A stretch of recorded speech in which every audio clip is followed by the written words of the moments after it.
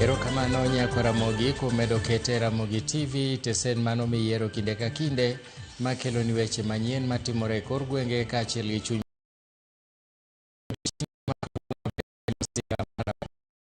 paya okawo ngima oganda e kuonde mopogore opogore pacho ka. Magi to mamoko machiegni, to mokwongo thuond weche. Asubuhi na mapema tuliweza kushuhudia ajali ambayo ilihusika pasi moja ambayo inaitwa Uwezo, na hata lori ambao haya magari mawili yalikuwa yakielekea sehemu za Kisumu. Ji auchiel otho bang' bas yudo masira e apaya Londiani Muhoroni, kako machielo bas mar Guardian oyudo masira kendo weyo jopuonjre gi hinyruok Kimende. Wuoche ni malo, kalam ni malo, buge be ni malo. Koro kaka jonyuol timre onge angaika kaka na wuotho kama gige nagi tich tek moloyo, ok wawinj mayot kaka janyuol. Moko kuom jonyuol medo ywak ewi medruok mar nengo mwandu ma jopuonjre donjo godo e skunde. The people who are undertaking the works are people who would not qualify to be called a contractor. We want to send a strong warning that once you are caught undertaking such works, you'll be prosecuted. Sirikal ogolo siem ne jogedo madhi ataro gi chike e gwenge mag Seme.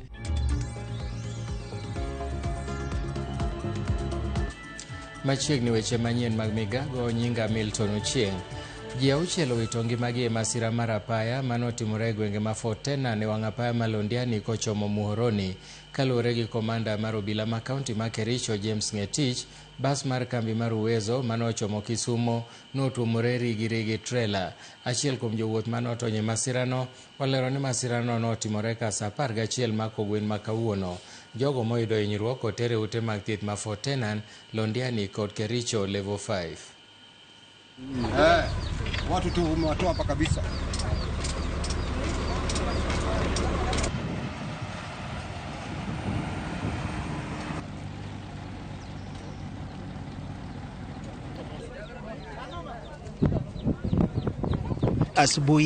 Asubuhi na mapema tuliweza kushuhudia ajali ambayo ilihusika pasi moja ambayo inaitwa Uwezo, na hata lori ambao haya magari mawili yalikuwa yakielekea sehemu za Kisumu. Na sisi tukiwa madaktari wa mashinani tumeweza kusaidia ama kuokoa watu ambao wamepelekwa hospitali ambao yenye iko Fort Tenan. Na saa hii tumepata kujua ya kwamba waabiria tuseme 5 ndio waliweza kuaga na driver mmoja wao wa 6. Nilikuwa kwa hii gari nikitokea Nairobi. Hii gari nimeikata kitu saa 1 ya usiku. Sasa ndio tukakuja, ajali katokea. Kwa bahati mzuri, nashukuru Mungu bado niko mzima. Alikuwa tu anaenda mwendo vizuri, hakukuwa na wasiwasi yoyote. Jopuonjre aparo yudo hinyruok kama moko resi e masira mar apaya manotimore okinyi ma kawuono e gwenge ma Kimende wang' apaya maduong' ma Nairobi kochomo Nakuru, tok bas mane giidho ka gidhi e kaunti ma Siaya bayo yo. Kaluwore kod joneno, dereva mar basno chal ka gima nool kaluwore ni basno kende ema noyudo masira. Gikwayo NTSA mondo mi orid chike mag apaya madwaro ni nyamburko madhi e safar mabor mondo bed gi derepe 2. Jopuonjre manoyudo hinyruok otere ute mag thieth ma Kijabe Mission Hospital, kama moko to resi ka girito kony kod hocho.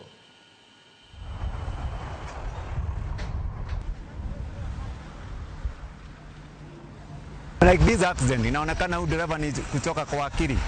Maybe hata si kupenda kwake to cause this accident, but because of the tiredness in cause this accident. So mimi kwa SACCOS, NTSA, wote long distance car they should have to drivers I will emphasize on that. Tumeweza tu kutoa wenye walikuwa wameumia, walikuwa kama 6 na wamekibizwa hospitali ambayo inatusaidia sana hapa ya Kijabi Hospital, na sasa tunaamini ya kwamba wanatibiwa wote.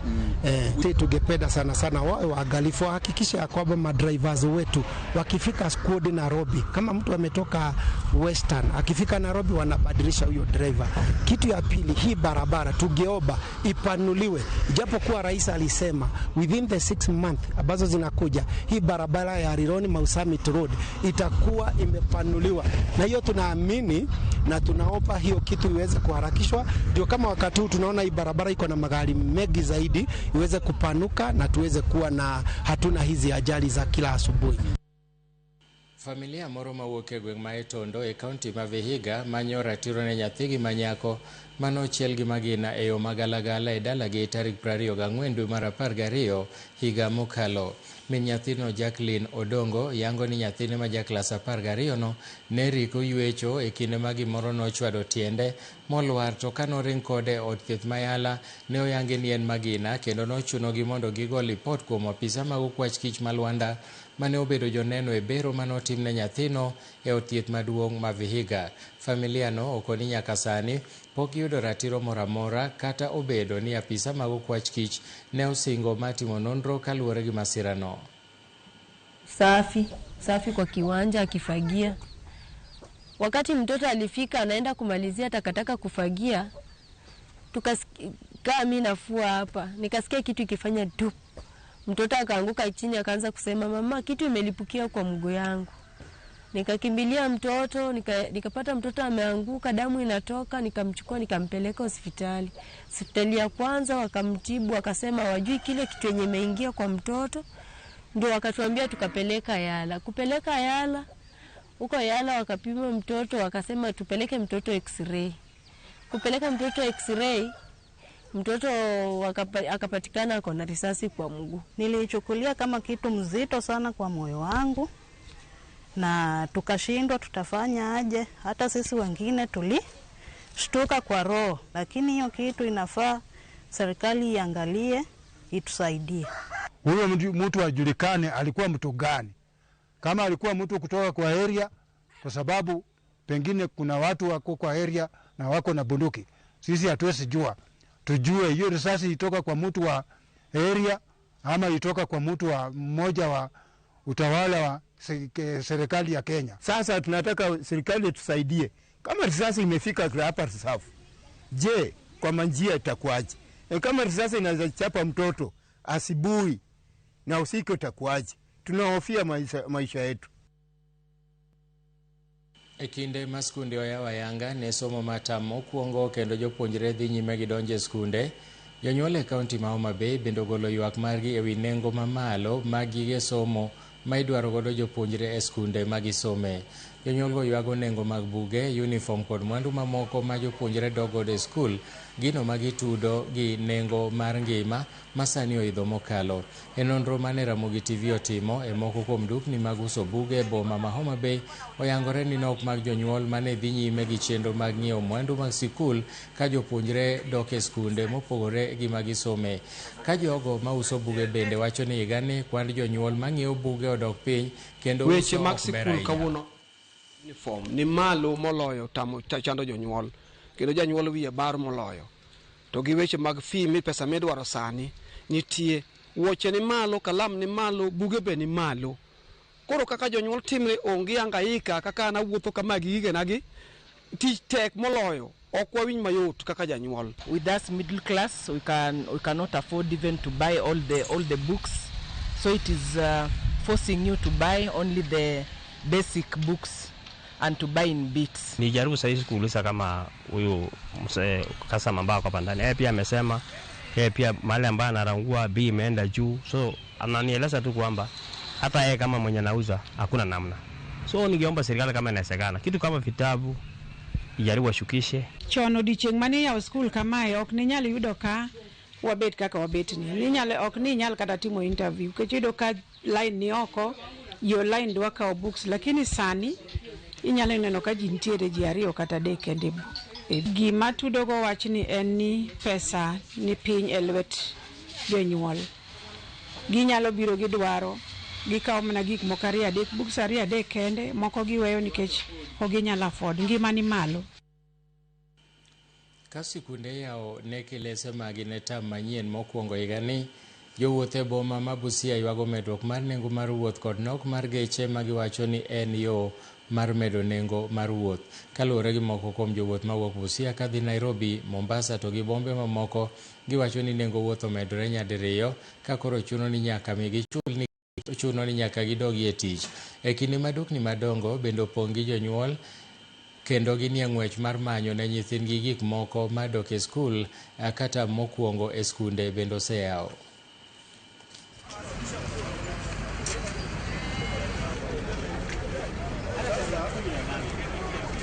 Fika hapa na niende Nairobi nikapata magari ziko chache, lakini bei nayo ndio iko juu. Sikutarajia ishafika 25 hadi sahi. Jona normal day tunaweza lipata 1,000. Kwa kweli saa hizi kuna rush na ni jutu ya hii back to school, alafu tena hii kurudi watu wenye walitoka Nairobi wanauzauza masimu tukiwabeba. Sasa hii ndo masaa tunapatako pesa kulipa madeni. Wasafiri ni wengi, wazazi wanarudisha watoto mashuleni. So kama kawaida magari ni machache, wasafiri ni wengi. Hiyo ndio inachangia katika magari kukosekana. Moko kuom jotelo mawuok e duond bura mar ODM e kaunti ma Kilifi koro dwaro mondo mi jotend ODM owe duokore e lela ka giwacho ni mano kelo mana wich kuot ne duond burano mar ODM. Bende gilieko ni mago matimore kide kelo midhiero ne duond burano. Kotelnegi gi jaod bura ma Malindi Amina Mnyazi, jotelo go wacho ni onge maluor e duond burano sani koro ketho kaka itayo chenro mag ODM ka gimero ni jotelo mag ODM onego luw chike moketi. Magi timore kinde ma pogruok malach e ODM medo nenore e lela kaluwore gi aduoka mosiko e kind jotende. Ningeomba kwamba respect iweze kuwa pale, watu waweze kuheshimiana. Kuna party structures. Kuna sababu kwa nini chama kiko na NDC, kwa nini chama kiko na Central Committee. Sasa kabla maneno hayajafika huku nje, kwa nini wanachama wa ODM, especially the leaders, wasiitane mwanzo katika boardroom meeting, wakaenda wakajadiliana yale ambao yako pale, waweze kusikizana kabla hawajatoka huku nje. Hii mambo ya chama yetu ya ODM, chama tunasema iko imara, na tunatoa wito kwa viongozi. Hii mambo ya kurusha dirty linen kwa public haipendezi sana. Watu wazungumze kwa boardroom, tuweze kutafuta masuluhisho ya kudumu. This is the biggest party na si kitu mzuri yenye inaendelea.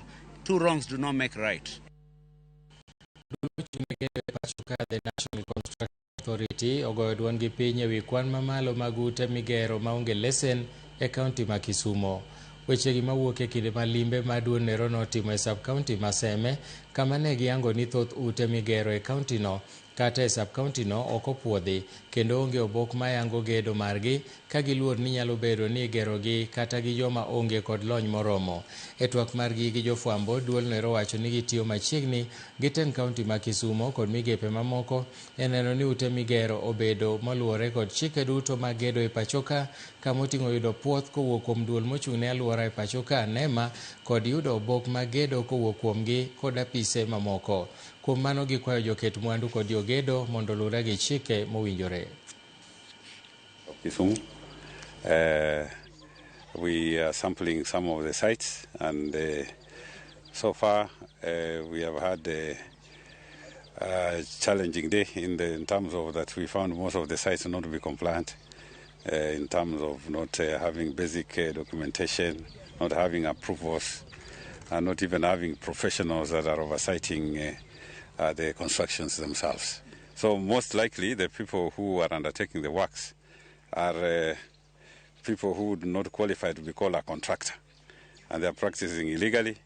We give them stop orders and we instruct them to comply with the instructions therein before proceeding with the construction again.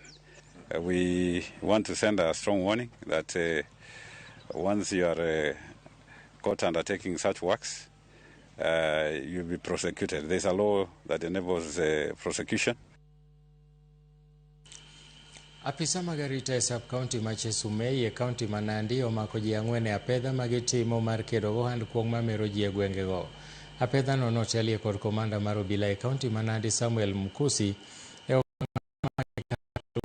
medruok mar ohand kong'o ma chik okwuodho mosebedo ka hinyo ngima oganda. Okoni meko ma ji 4 go en mana chakruok mar apedha mabiro dhi nyime ma tieko ohand kong'o magalagala e county ma Nandi.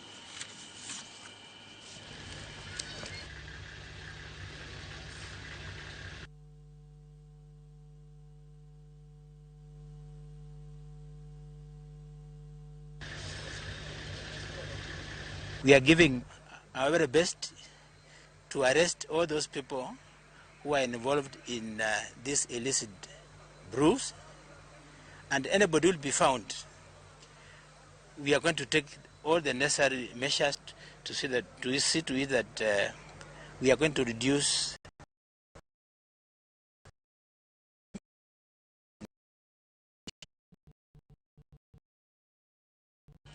Pur mar kahawa mosebedo kagore piny e kaunti ma Migori kuom higni mathoth osechako chier ka kwan jopur masani dok e pur mar kahawa e kaunti ma Migori medore.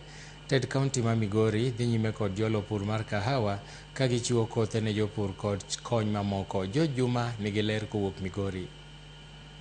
Kahawa en achiel kuom kothe ma higni machien yande ne ipuro kod jopur mathoth e kaunti ma Migori, to ahinya e gwego mag Rongo, Kuria East, Kuria West, Awendo kaachiel kod Uriri.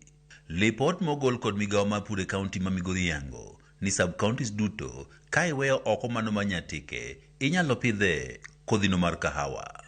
Kata kamano, kuom higni mogwarore, pur mar kahawa osebedo kadok piny e kaunti ma Migori, ka bende mana jopur sanja ema koro pod omako pur mar kahawa ma otegno. Joma chon mane pitho chon nopudho kahapgi, gima nomiyo gipudho kata wan wapudho kahawa motelo. Ne wapono kahawa, waloso, watero e society. Kisetero e society, to jo society wacho ni jogo biro kwalo kahawa e society. Pesa koro kuyudi. Koro kaka county government ma Migori waseketo okenge moko mondo wakony pur mar kahawa ni. Watemo ng'iyo interventions mowinjo bed ni waketo mondo pur moko kembe mane nyiewo kahawa osetudi kod dok piny mar pur mar kahawa e kaunti ma Migori. Kane wakawo kahawa watero society, mondo koro wayud pesa oduognwa mondo omiwa pesa tiyo dweche 8 kapok omiwa. Koro ne ok wayud konyruok. To sani structure ma sirikal manyien okelo sani mar giloso sekta mar kahawa mani malo ma igolo pesa, idhi tero kahapi tiyudo pesa gi sano. Gie sani gin gi uwezo mar loso rego kahawa maromo 1.9 million. Mano rekod mwayudo mogik, 1.9 million kilos. Director migawo mar pur e kaunti ma Migori Peter Gutu wacho ni kaka kaunti ma Migori gisekelo lokruok mathoth e yore ma itayogo pur mar kahawa kod kata chiro mar kahawa, kendo sani geno oseduogo. Nitiere jopur ma osechako dwaro mondo los seedlings, kendo wajiwogi nikech mano e yo makare ma pur ni dhi medore godo e Migori County. Koro watemo jiwogi mondo giluw the right procedure mondo gibed certified ma ginyalo loso go kothegi. Wanyisogi, wapuonjogi kaka ginyalo time e yo makare. Kata kamano, historia manyien chak ndiki e pur mar kahawa e kaunti ma Migori. Wasekete budget pesa moko mondo watem jiwo go pur ni, kendo ma dhi konyo wayudo seedlings kata kothe ma wabiro miyo jopur kochopo higa manyien.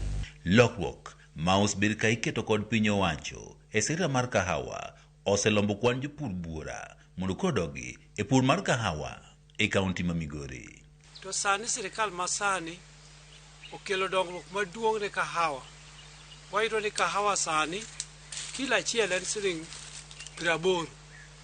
To motuo mano korka cherry manumu mwadwa tero e factory. To motuo Wasedhi wadwa tuoyogi mwaketo. Wayudo ni en siling 85. Samuel Ogao mawuok e gwego ma Kodero Bara e sub-county Marongo en achiel kuom jopur ma osebedo ka omako motegno pur mar kahawa kendo yudo nweng'o maber. An gi tielo 500 masepidho. Ma moko jasep mana kuongo chako godo mi jasetimo gi pruning ang'ado. Koro gichako loth sani mondo gichak dongo gi piny. To masani apono pod an godo tie 100 mana ng'ado. Modong 400 pod apono magin kaka maka ni dieng'e akani. Kahawa osemiyo ayudo dongruok nikech kahawa ema indi konya ka adhi achulo go fees, ayudo go yo manyalo yudo go chiemo ma wanyalo chamo dala kata agero go gigena manyalo timo. Ogao ne oweyo pur mar niang' higni mathoth ma okalo kendo donjo pur mar kahawa, pur mowacho ni osemako lwet ariyo makata mokuom jopur mar kahawa osebedo ka weyo purni. Kani wachako kahawa, wayudo ka kahawa nigi pesa moloyo niang' mane wapidho.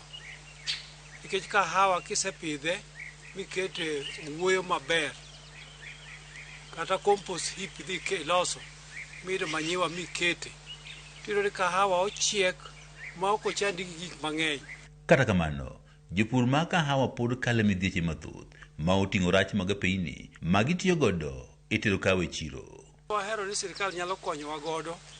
Namba 1, yore mwating'o kahawa kwa wadhi ge society ok beyo. Masinde manyalo losonwa kahawa pod kwa yudo malong'o gi kuonde society watere kahawa gi pok olos gi standard mamalo manyalo accommodate kahawa mwatero.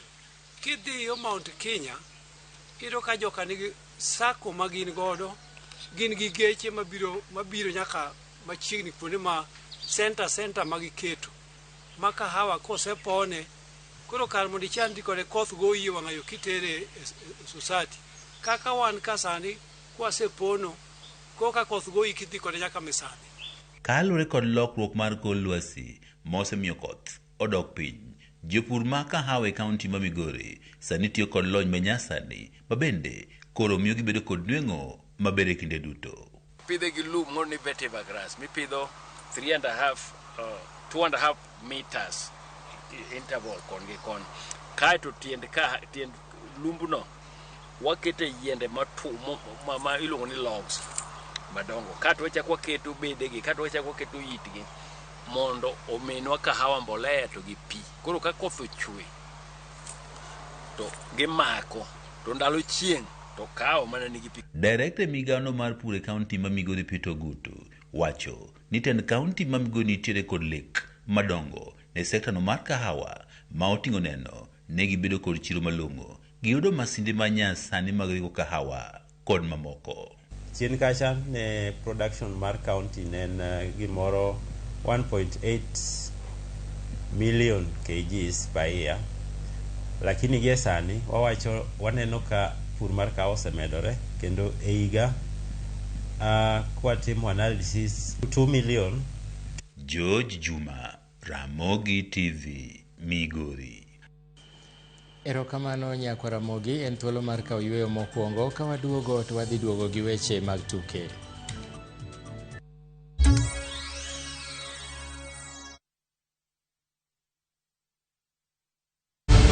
In a world where family is everything, how far will one man go to claim what he doesn't deserve? Viusasa brings you a new and exciting series, Ahadi.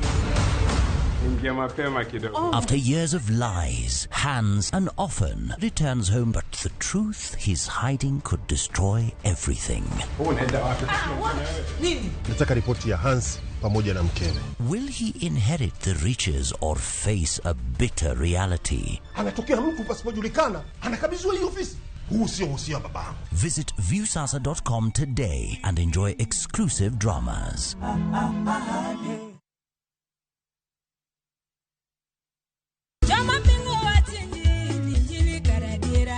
Kar chakruok, wach ne nitie. Wach ne nigi Nyasaye, kendo wach ne en Nyasaye. Jumapil e chenro majiwo yieni, chenro maketo chunyi machiegni gi Nyasaye. Juma ka juma wakeloni wach man gi teko, wach makelo geno. Ma oken shoya, ma en kanisa, mae wach Nyasaye. Kawariwore kachiel kod jotich Nyasaye mamoko mochiwore, mowal kendo mogwedhi. Okodeo hiki kit chwech kata kanisa ni. Injili kalo. Kokelni kod an jatich Nyasaye Ben Otiende. An Roda Nyarko Kitmo. An Ken the DJ. Wan kai nikech injili mitnwa. Wan ka nikech herane mosiko. Wan ka nikech in. Injili kalo, Manera Mugi TV.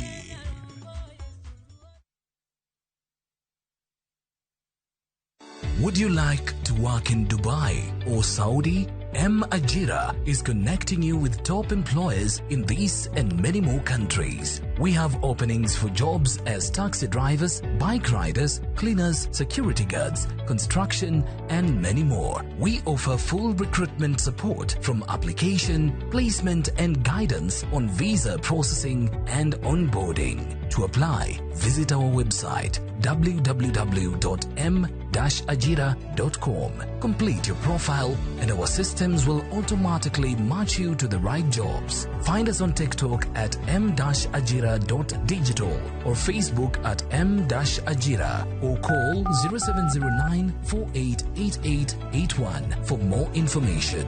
M-Ajira, your gateway to credible global opportunities.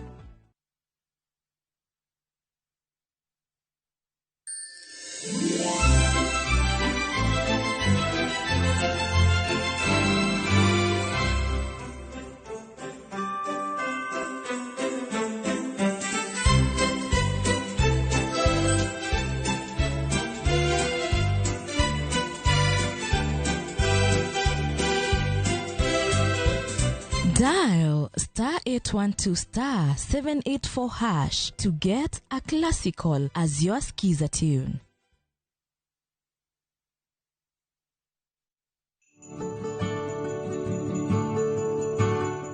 Ruotho paki jothurwa an nyinga Trevor Ombija jandingo panga jonyakach dendo nombija taya nyakwar guok ocha pesa. Wadwaro nu iga manyien maber, iga mar 2026 ma iga mwadwaro nu wamakre kako ganda mondo wang'ia ni wadhi mbele nang'o to mogik waherre kendo iga mar 2026 biro bedo iga maberie mogik nikech Nyasachwa manie polo emwaketo mbele.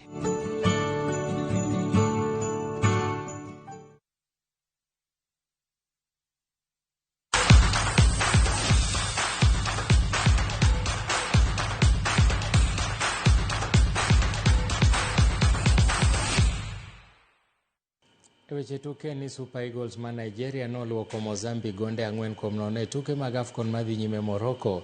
Nigeria nolo gonde 2 e nus ka nus mar tugono.